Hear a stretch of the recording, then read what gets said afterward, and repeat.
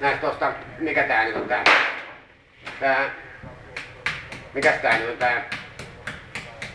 mikäs tää oli se tää biisi, mikä silloin kun Suomi voitti ensimmäinen, ei halleluja, Halinalle paljon ja tuonne jostain, kun se voitti sen Euroviidussa, mikäs se saatanakaan pökkösen, Lordi, Sir Lordi.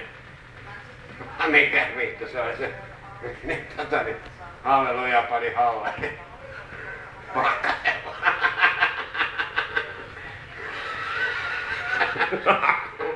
Halleluja pani pakkasella. Jää kaiken maata. Ei mennä sieltä pohjalle. Eikö se jostain Lapista ollut Göta-kansaa vai mitä se on? Göta-kansaa nähnyt.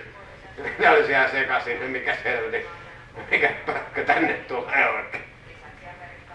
Mitä se laulaa? Lordi, halleluja. Halleluja. Halleluja. Se on sitä raamatullista, esihistoriallista, evankelis-luterilaista raamattua.